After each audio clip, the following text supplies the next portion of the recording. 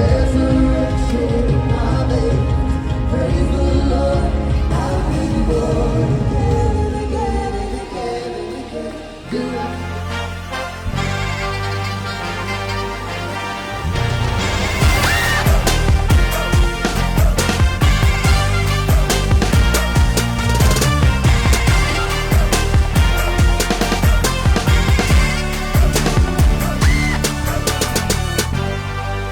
Sure, yeah. This is Mike Robinson, okay? He's he's an entrepreneur. I just put etc. Okay.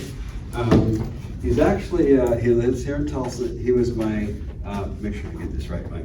He was my English composition student back in 1995. Right? Am I right about that? 96. 96. Okay, I think it was fall semester, right? Yeah. Yeah, fall semester. He was in my freshman comp class. Am I right about that? Mm-hmm. Okay, okay. He was my freshman comp class, and one way or another, I found out that he used to live in northeastern New Mexico. So, with all my trips to the Rockies, I often go through northeastern New Mexico and then up in southern or central Colorado from there. And he said, and I told him this, and he said, well, why don't you stop by my folks' place sometime? So I did, and we just became friends. The whole family, his whole family became friends with me, and I with them.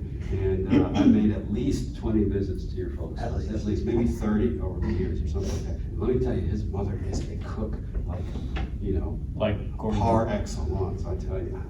She's a great cook. So I crashed at their parents' place frequently and got to know Mike really, really well. Mike spoke in my Comp 303 class last year about this time of year when we were discussing vocation. I think it went really well. So what I'm going to do is I'm just going to let him do his thing, and then I'm going to have to get out of here and see if I can get some pain relief, okay? So I want all the laptops down, and I want you to simply give our guest the attention that is due to him, okay? Can you do that? And then when he's finished, you're finished, okay? It's so long it doesn't go past 9:45. Won't do. So when he's finished, you're finished, okay? You have any questions for me? All right, I'm gonna put it in Mike's hands, get the heck out of here. Have you considered painkillers? Yes, I'm on a painkiller right now. Makes me very dizzy, actually. What else is here? Mike, thank you very much. I really appreciate it. I don't know what kind of compensation I'll give you, but we'll figure that out later. Just deposit the check into my account. Okay, we'll do it. Okay, I think I got everything. See you guys. See you. Thank you. Thanks, Mike. So you're probably all wondering, who is this random guy and what is he going to talk to us about? Well, you see, I once went to ORU, and I once sat in these very same seats that you're sitting in, took some of the same classes that you're taking. I once lived a life similar to the one that you're living now. So I wanted to come in today. Keith asked me to come in. I said absolutely.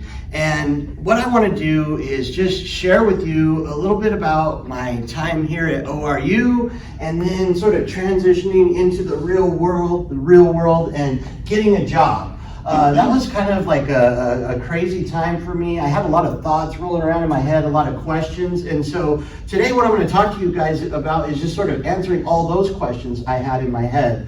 But I'm going to go through and talk first about my time at ORU, then finding a job. I'm going to leave time for you guys to ask any question you want at all. And I want you guys to walk away from this feeling really good about what's going on here. So the story really starts back in 1996. Sadly, before most of you were even born, I stepped onto this campus a young, naive freshman on academic probation. To make matters even worse, my first semester here, if I didn't maintain a certain grade point average, I was out with no questions asked. So my first semester here was probably the most stressful one I had. But I went on to have a really good experience at ORU. I graduated in 2000 with my degree in business, and I got my minor in marketing. And whenever I look back at my time at ORU, I realize all the stuff that happened here, the roller coaster ride of emotions, the highs, the lows, the pain, the fear, the anxiety, the joy, all of that was like a foundation for who I am today. And so I want to just talk to you guys a little bit about that. Now, I think it was probably my junior year when I started thinking about different activities I was doing, different things I was spending my time on, and I started to question whether things mattered or if it was going to benefit me in the future. And to be honest, I probably spent a little too much time thinking about that kind of stuff and worrying about it. But what I'm here to tell you 20 years later is that everything you're doing in your everyday life has purpose and meaning and is all building the foundation of who you are. So, maybe it's something simple. Maybe you're just staying up late in the dorms with your roommate, eating pizza and watching TikTok till you fall asleep.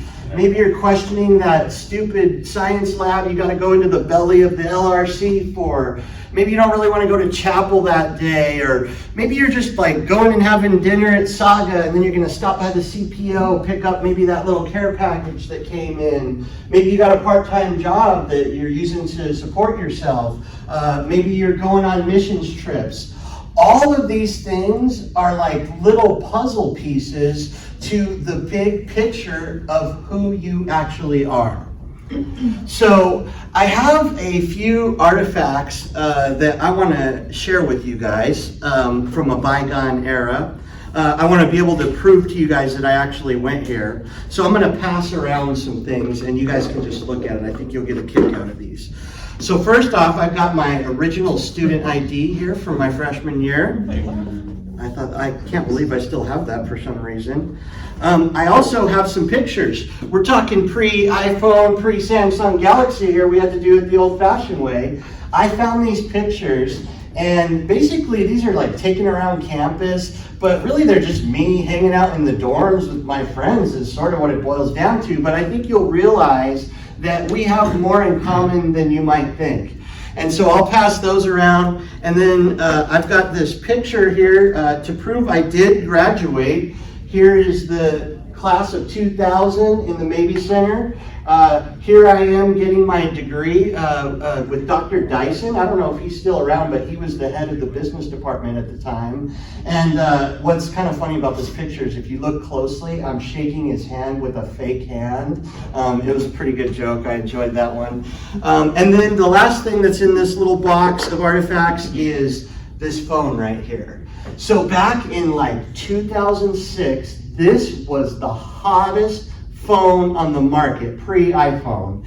This was the most expensive phone you could have, and I spent a lot of time working in wireless, so I was rocking this thing thinking I was so cool. But I want to send this around. I think you guys would be interested to feel and see the quality of this thing. I doubt it even works. I haven't even fired it up. But I'm going to start this right here, and you can just sort of pass it around. Let me go back to my notes here. Okay, so let's talk about me sort of transitioning from ORU into the real world. I remember it was about halfway through my senior year when I started to get this little fear and anxiety, and I started to ask myself questions. And one of those questions was, am I really getting a quality education at ORU? Am I going to be able to compete with students from other big name universities that have the same degree? Am I going to be able to get a job? All of these things were floating around in my head. I'm here to tell you the answer to all those questions is yes and absolutely. You are well prepared and well able for what's coming next. Now, let's talk a little bit about finding a job, because that was pretty interesting. So first, let me tell you a little bit about my history. So, graduated in 2000 with my degree in business. I actually stayed here in Tulsa for a couple years. I recommend this. Your degree means a lot in Tulsa. You got it really, people look favorably at ORU students. If you go out to Los Angeles, no one knows who Oral Roberts is or what Oral Roberts University is. So I kind of recommend staying in Tulsa, maybe a couple of years, get your first job here, because that's going to go a long way for getting that first job. So I actually got a job. I remember I had 3 or 4 different companies I was looking at, and I only got an offer from one of them, so I took it, and I ended up staying in Tulsa 2 years. So I ended up working at 2 different companies. It's kind of crazy how it all happens. First job I get, very solid company. I work there a year, they get bought out, and we all get laid off after 1 year. And it was cool though. I got a severance package, 3 months of pay. I took the summer off. Then I got another job and I worked that, and it turned out really good, and it enabled me I basically put my job on the line, and I said, listen, I want to follow my dreams. I want to move to Southern California. I want to move to San Diego. I like this company, but how about I work from home and I keep doing my job? Working from home back then was like unheard of, and they went for it. I couldn't believe it. So I moved to San Diego. Anyone here from SoCal or San Diego? Oh, wow, you guys are missing out. San Diego is absolutely my favorite city. I lived there for 10 years in my 20s at the beach, just having the absolute time of my life. I think that was probably my favorite 10 years of my life, right after ORU being in San Diego. While I was there, I worked from home the entire time I was there. I started working in wireless, and so kind of on the carrier side and on the devices side, got into sales and marketing in that area. Then I got an opportunity to move out to Phoenix, Arizona. Any people here from the desert? Boy, we got to get more people from the West in here. So I spent 10 fabulous years in Phoenix with the absolute best winter weather you could ever have. It stays green all year round. It's like 70 all winter long. Perfect. Now, it's hell in the summer, but we won't talk about that. While I was there, I kept working in wireless, basically started traveling a lot more. And I got to the point where I was traveling weekly. So it's kind of cool. I've been able to, through the jobs I've worked, travel all over this country. And I've been to most of the major cities, a lot of them multiple times. So I kind of wanted to flex on you guys a little bit. You're probably wondering what this stack is here. This is my room key collection from hotels. So at one point I was like, man, I'm traveling a lot and I want to have something to show for it. So every time I would check out, or my key about hotels is never check out. Take your key, leave, they'll charge the card you have on file, you're good. You don't need to check out of a hotel. But I would always keep one of the keys, and I started getting in the habit of writing the city and the date on it, so maybe I could go back later and look at it. So I'll bust out just a couple of these. Let's just do a couple random ones here. Here's Tucson in 2014, Denver, I don't have a date on that one, Albuquerque 2017, Century City, that's right by Beverly Hills in LA. There's another Albuquerque. I've been to Albuquerque a lot. Seattle, 2014. So needless to say, I've done a lot of traveling and I've been all over this country. So I feel like I'm qualified to talk to you guys about finding a job because for the last 20 years, I worked probably for about 10 different companies, real big name companies. A few you might know are Sony, T-Mobile, and Verizon. I have done hundreds of interviews. I've probably hired 80 to 100 people, probably fired half a dozen of those. And so I feel like I have some unique experience to share with you about busting into the job market and, kind of telling you my story as well while I'm at it. So when I was going to ORU, from the time I was like a freshman, I don't know why I started doing this, but I started picturing myself on an escalator. figuratively speaking. Oh, like SpongeBob, like escalators. Not a SpongeBob necessarily, but literally just riding up an escalator. So I started thinking, like, with every passing year, with the knowledge I gained, with the experience I was getting, I'm going up this escalator, and eventually that would lead me into the business world, and I would just continue to rise from there. Well, I'm here to tell you I was completely wrong about that, and I want to set you guys up for success. So when you graduate from ORU, you've been riding this escalator for 4 years, and some of you are seniors, you're like the kings of the castle, you know. You have to be willing to get off the escalator and go all the way back down to the bottom and ride that thing up one more time. So I guess what I'm saying is you have to be willing to be a freshman in the real world all over again. Now, this might sting a little bit, it probably would have years ago, but the reality is no one's going to take you serious till you get about 4 or 5 years of experience in whatever you're doing, ministry, business, healthcare. It's gonna be a little tough for those first couple years. You're going to start to question if you got the right degree or if you're in the right place, because you're going to be doing a lot of grunt work. But you're going to be independent on your own, and all of that'll sort of make up for it. They say it takes 10,000 hours of study or work to become a subject matter expert on anything. So if you do all the math on that, if you're working 40 hours a week, that's going to take you about 5 years. Now, if you go to work for Elon Musk at SpaceX and you work 80 hours a week, you can probably bust that out in like 2.5 years. But the reality is you have to be willing to be humble, start over again, and rise up that escalator, so to speak, that new escalator. Okay, so you may be asking yourself, what should I do? Like, who should I work for? What kind of job should I do? I'm getting this degree, so does that mean I got to do this type of job?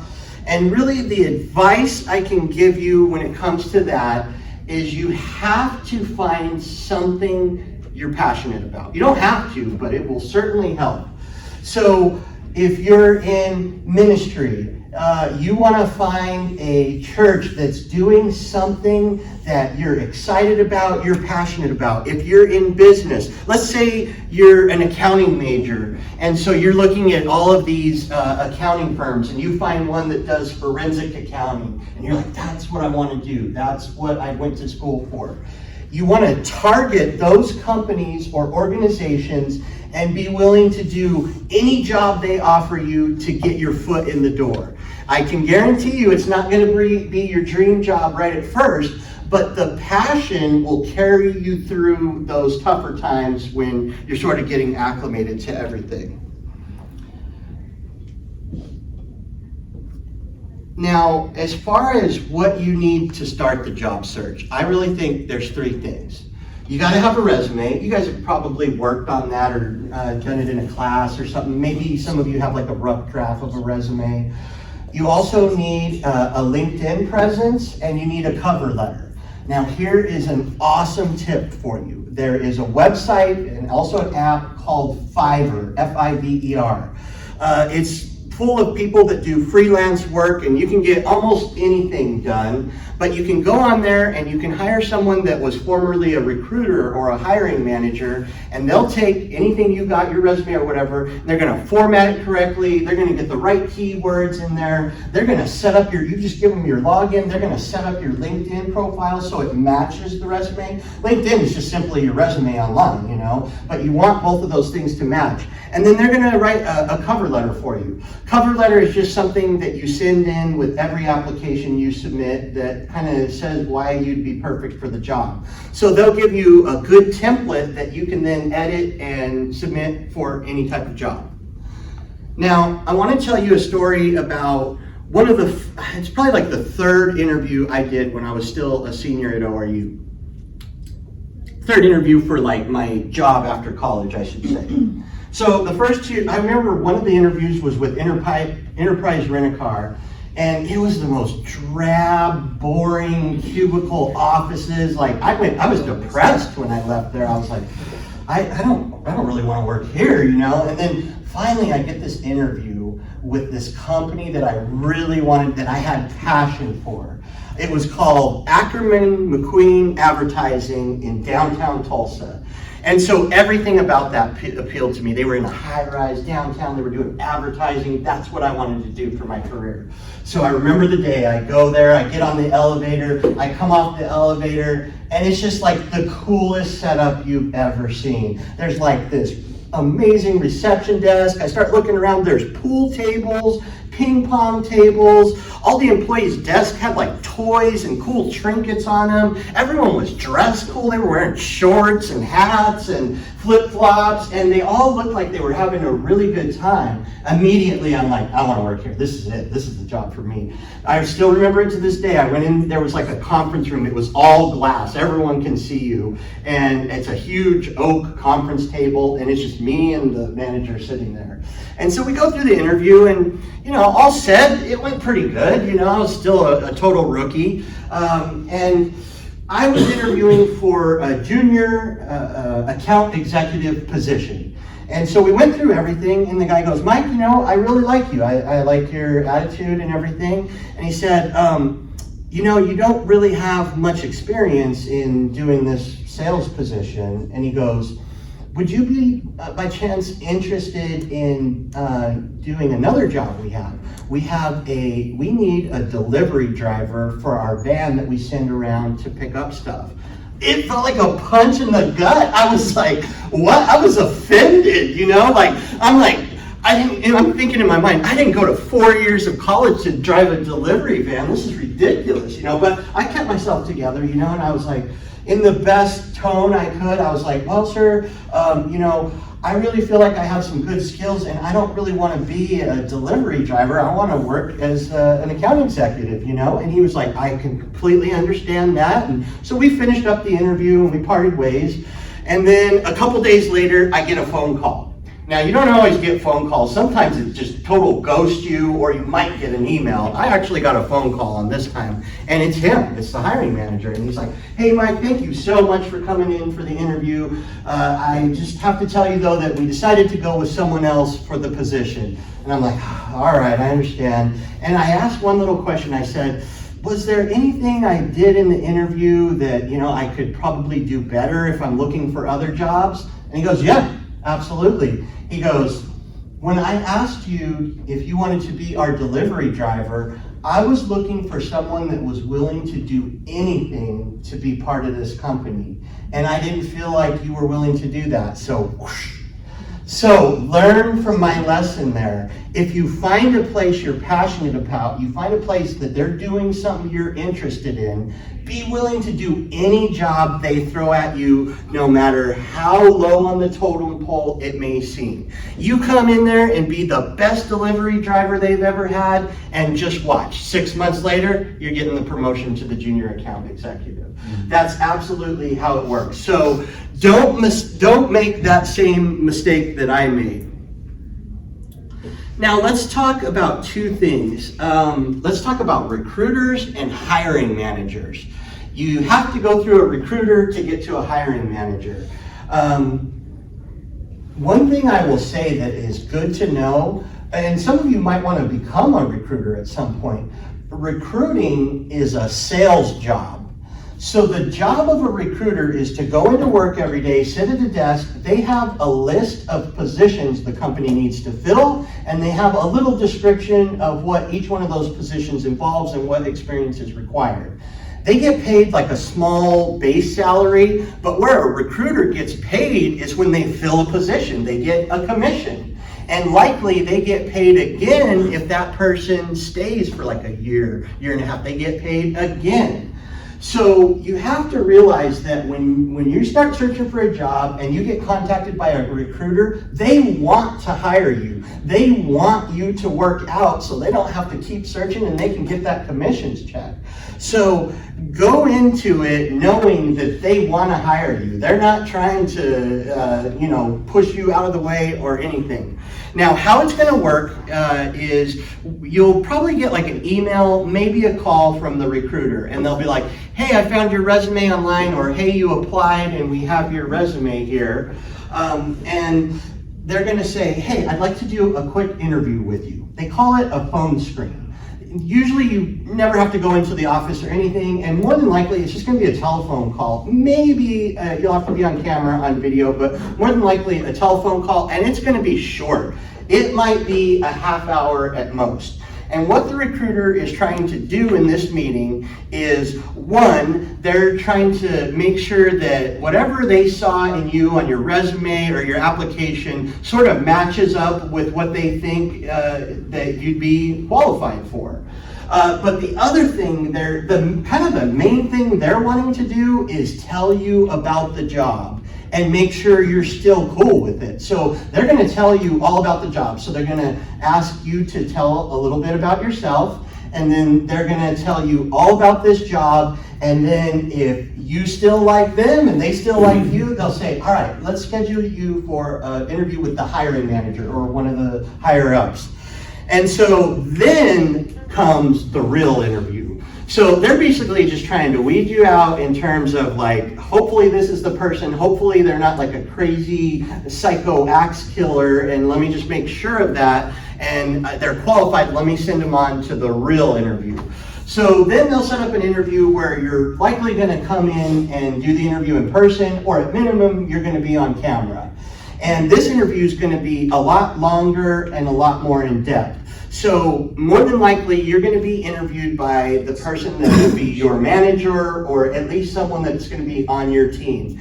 And so what you've got to do is come in there, when you're coming out of college, you don't have a whole lot of experience, so they're going to be like, all right, tell me about yourself and your history. And you might feel at a little bit of a loss because you're like, okay, I'm just getting out of college, I've worked one part-time job or whatever, but tell them everything. Be like, well, I'm originally from Montana. I came out to Tulsa and went to ORU for 4 years. I worked this part-time job in high school. I was in sports. Anything you got, like put it all out there.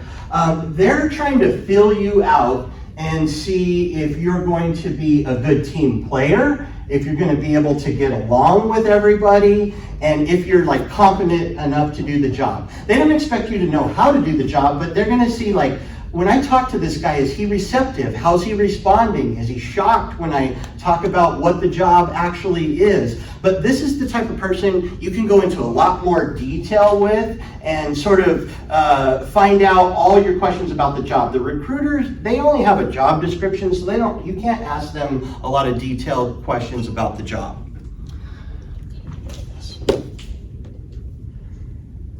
So one more thing I'll tell you on finding a job.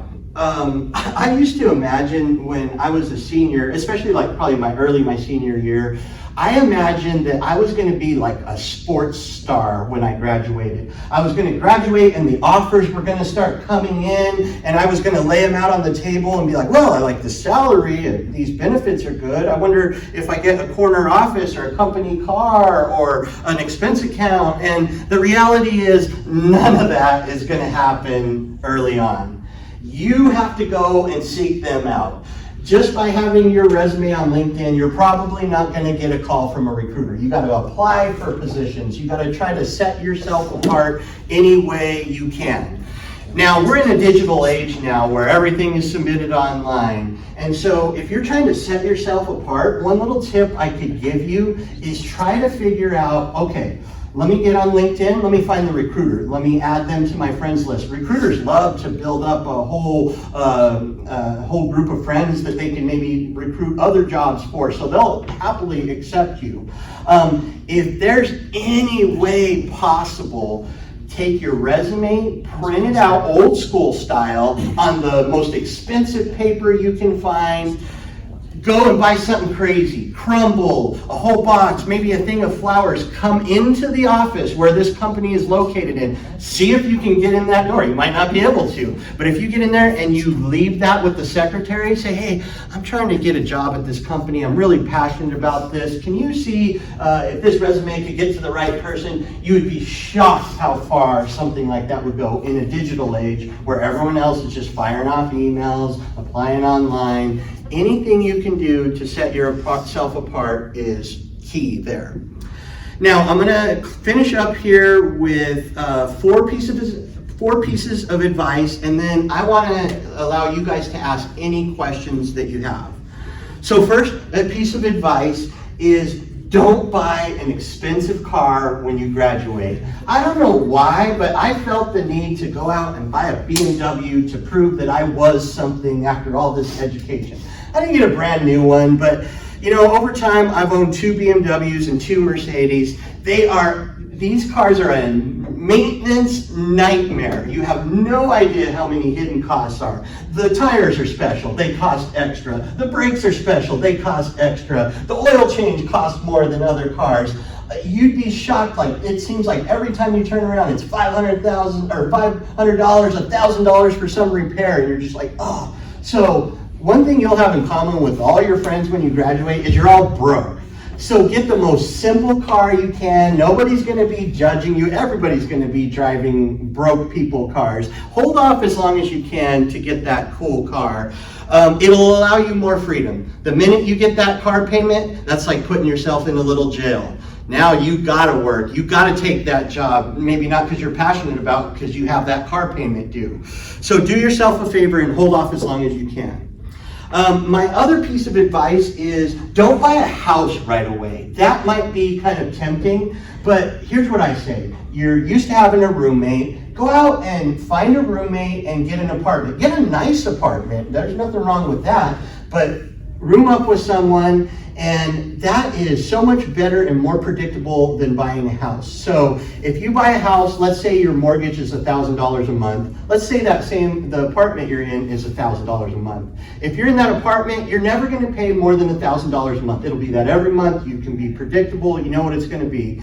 If you need to move, it's a lot easier to get out of that apartment and move to a different city. But if you buy a house, there is all these hidden expenses. Yeah, your mortgage is $1,000 a month, but you owe thousands of dollars a year in property tax. You have to pay that twice a year. If the plumbing breaks, you got to pay for that right now. If the heat breaks, you got to pay for that right now. And also, having a house is going to hold you back. You want to be nimble those first few years, like, oh, there's a job in Chicago? Okay, I'm going to go take that. And it's so much easier if you're just rocking in an apartment. So that's what I would recommend there. I'll also give you a little advice on houses, just like kind of a one-sentence deal.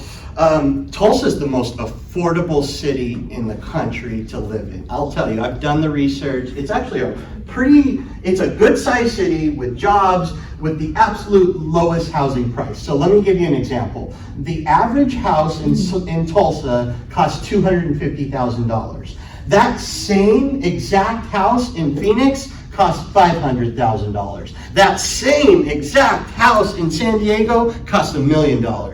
So living in Tulsa is not such a bad thing, especially right off the bat and for reasons like that.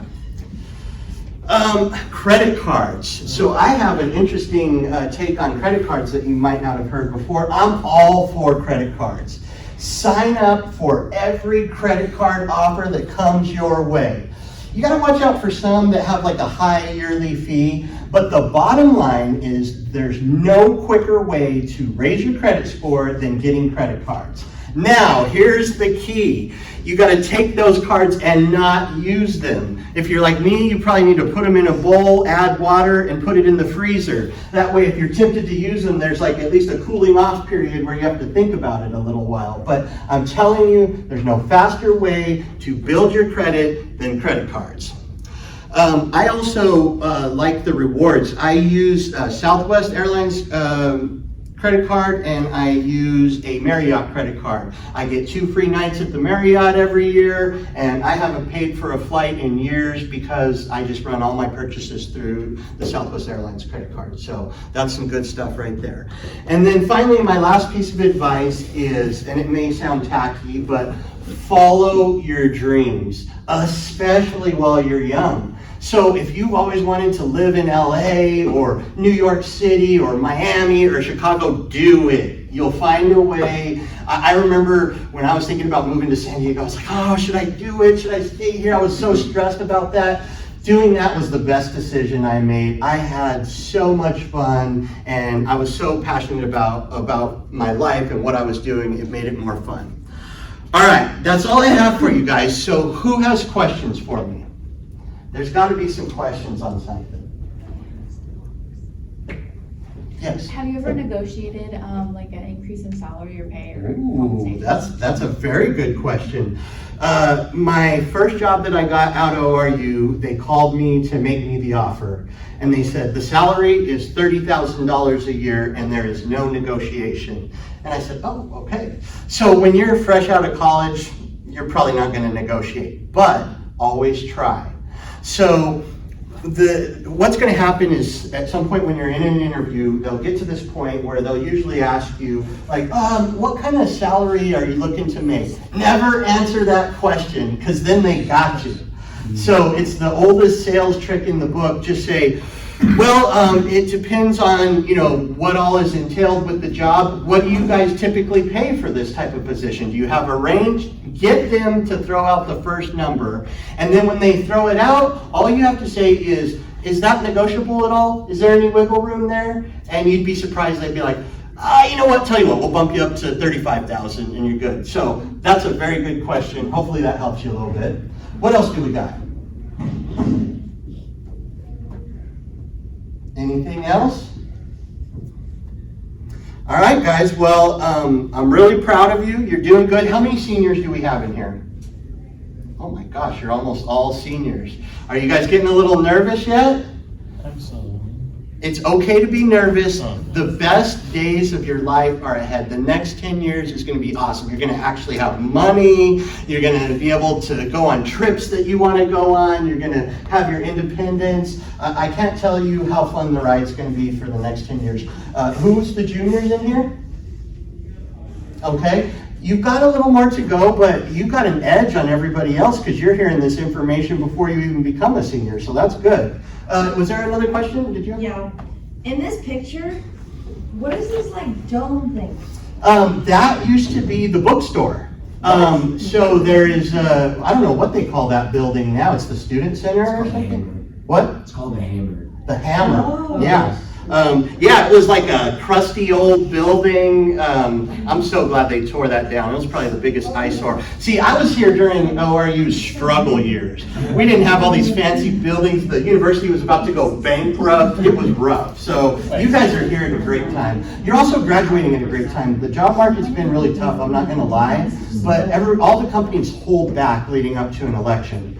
It doesn't matter who wins the election. Every company has plan A and plan B. Trump wins, they got this plan. If Harris wins, they got this plan, but they're all gonna start moving forward. So you're graduating, those of you that are graduating, it's a great time because the companies are gonna start hiring right at the first of the year. So I think that's gonna work out well. You might be looking for jobs right now and it's very scarce, but just wait till that election happens, January 1st comes, the job market will pick way back up. Any final questions before we finish off?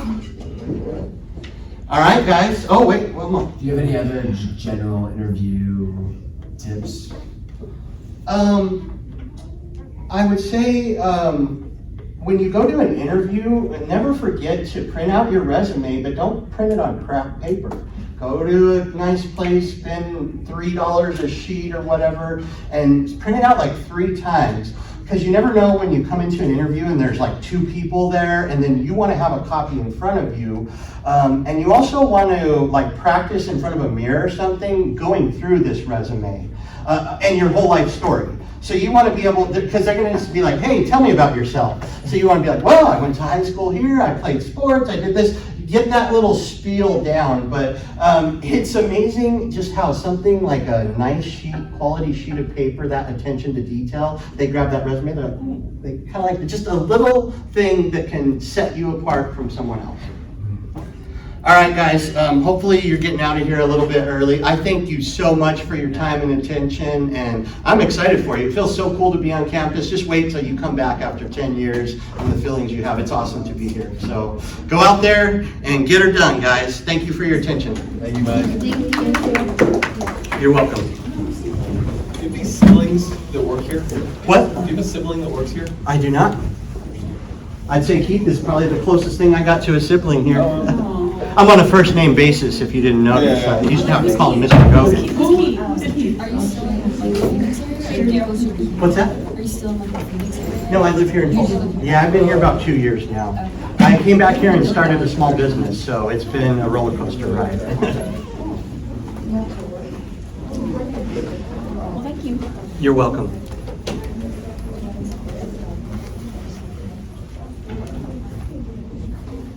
Yeah, thank you so much. You're welcome. Did you see that picture on the roof of towers there? We snuck up, we broke the lock and snuck out onto the roof and took our pictures on